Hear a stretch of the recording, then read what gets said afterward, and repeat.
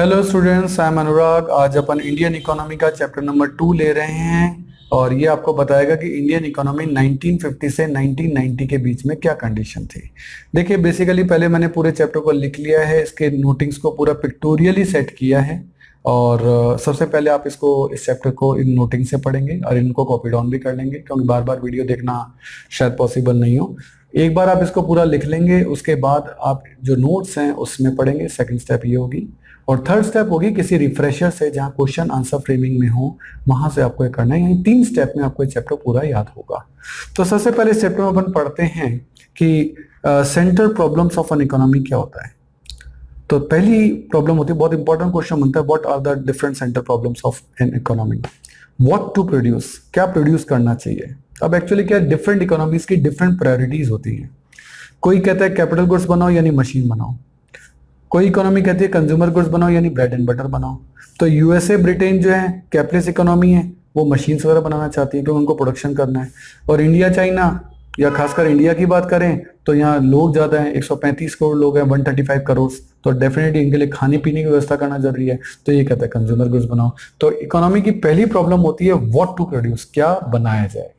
तो next problem आपकी आती है हाउ टू प्रोड्यूस, यानी कैसे प्रोड्यूस किया जाए। देखो, प्रोड्यूस करने की 2 टेक्निक होती हैं, एक होती है कैपिटल इंटेंसिव टेक्निक और एक होती है लेबर इंटेंसिव टेक्निक।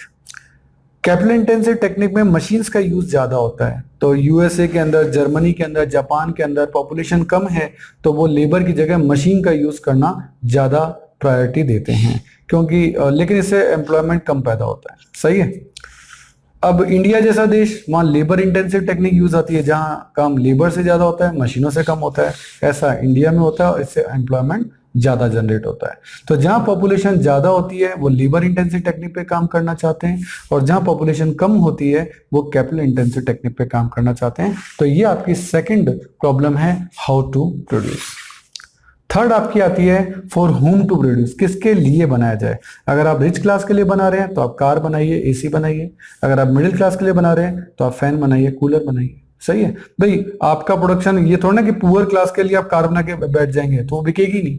तो इसलिए आपको ये भी तय करना पड़ता है अपने देश के इनकम के लेवल को देखते हुए कि फॉर होम टू प्रोड्यूस, आप ये जो प्रोडक्ट बना रहे हैं ये बना किसके लिए रहे हैं। तो 3 प्रॉब्लम हो गई, what to produce, how to produce and for whom to produce. सही है। तो अब हम बात करते हैं कि इकोनॉमी होती कितने टाइप की है। तो देखिए, 3 टाइप की इकोनॉमी आपकी होती है। सेंट्रली प्लान्ड इकोनॉमी, जिसे सोशलिस्ट इकोनॉमी भी कहते हैं, मार्केट इकोनॉमी और इसको कैपिटलिस्ट इकोनॉमी भी कहते हैं, और एक होती है मिक्स्ड इकोनॉमी। सेंट्रली प्लान्ड या सोशलिस्ट इकोनॉमी का एग्जांपल है चाइना एंड रशिया। मार्केट या कैपिटलिस्ट इकोनॉमी का एग्जांपल है यूएसए, जापान, ब्रिटेन एटसेट्रा। और मिक्स इकोनॉमी यानी जिसमें दोनों के कंटेंट हो, ऐसा है इंडिया। अब मैं बारी बारी से बताऊंगा। सबसे पहले सोशलिस्ट इकोनॉमी क्या होती है। देखो, सोशलिस्ट इकोनॉमी का बेसिक पर्पस होता है सोशल वेलफेयर करना, यानी वहां सारी जो चीजें हैं owned, control and manage by government होती है। 3 वर्ड याद कर लो, owned, control and managed by government. और गवर्नमेंट का मोटिव यहाँ प्रॉफिट कमाना नहीं होता, तो नो प्रॉफिट मोटिव है, सोशल वेलफेयर इनका मोटिव होता है। और प्राइस जो है वो फिक्स करती है कौन, गवर्नमेंट। यानी मार्केट ये रेट तय नहीं करता, क्योंकि गवर्नमेंट को वेलफेयर करना है तो वो ज्यादा प्राइस रख नहीं सकता। ये होता है सोशलिस्ट इकोनॉमी। इसका एग्जांपल है चाइना, रशिया। आगे आते हैं कैपिटलिस्ट इकोनॉमी। ये जस्ट उसका उल्टा है सोशलिस्ट का। यहाँ जो भी प्रोडक्शन के रिसोर्सेज हैं वो owned, control and manage, 3 word याद कर लो, owned, control and manage by private sector होते हैं, जिनका पर्पस प्रॉफिट मोटिव होता है, ना कि वेलफेयर मोटिव। प्राइसेस डिटरमाइन जो है वो मार्केट करता है, मार्केट मैकेनिज्म कहते हैं इसे। मार्केट मैकेनिज्म का मतलब डिमांड एंड सप्लाई जो होगी उसी से प्राइस तय होगा, और प्राइस जो है वो गवर्नमेंट तय नहीं करती है। ये होती है कैपिटलिस्ट इकोनॉमी। तीसरी आती है मिक्स्ड इकोनॉमी, जिसमें सोशलिस्ट और कैपिटलिस्ट दोनों के फंडामेंटल्स होते हैं। इसमें गवर्नमेंट सेक्टर भी होता है, प्राइवेट सेक्टर भी होता है। एग्जांपल लेते हैं, अगर अपन देखें कि जियो प्राइवेट में है और एयरटेल प्राइवेट में है और बीएसएनएल जो है वो गवर्नमेंट में है, तो दोनों सेक्टर हो गए इंडिया में। कैसे ही एयरलाइंस में देखें तो इंडिगो आपके प्राइवेट में है और एयर इंडिया गवर्नमेंट में। तो अपन ने देखा कि जो एयर सेक्टर है और जो टेलीकम्युनिकेशन सेक्टर है, इंडिया में दोनों में प्राइवेट और गवर्नमेंट दोनों हैं। तो government control private sector bye licensing. अच्छा, अगर जियो और एयरटेल को इंडिया में काम करना है तो गवर्नमेंट से उसको लाइसेंस लेना पड़ेगा, यानी गवर्नमेंट खुद भी काम कर रही है और प्राइवेट जो है लाइसेंस लेके गवर्नमेंट की देखरेख में काम कर रहे हैं। तो government save public from exploitation, government ने बीएसएनएल भी लगा रखा है, यानी जियो और एयरटेल यदि अब मिल जाएं और रेट बढ़ा लें तो बीएसएनएल भी तो है, लोग बीएसएनएल से भी तो सर्विस ले सकते हैं। तो इस तरीके से गवर्नमेंट जो है पब्लिक को एक्सप्लॉइट होने से बचा लेती है कि जो पब्लिक सेक्टर है उसका एक्सप्लॉइटेशन, जो प्राइवेट सेक्टर है वो पब्लिक का जो है एक्सप्लॉइटेशन ना करे, उनसे ज्यादा रेट चार्ज ना कर ले, इसलिए खुद का सेक्टर भी वो चलाती है। तो ये होती है मिक्स्ड इकोनॉमी, ये इंडिया में है और इसमें प्राइवेट और पब्लिक दोनों सेक्टर होते हैं। कुल मिलाकर इसमें सोशलिस्ट इकोनॉमी और कैपिटलिस्ट इकोनॉमी दोनों के फीचर्स होते हैं। तो ये बहुत ही इंपॉर्टेंट क्वेश्चन है, इसको बहुत अच्छे से याद करिएगा, ये चार्ट आपके बहुत काम आने वाला है, आप इस क्वेश्चन को ढंग से तैयार करिएगा। सही है। तो एक क्वेश्चन इसके अंदर आपका और बनता है कि इंडिया ने अडॉप्ट की मिक्स इकोनॉमी क्यों।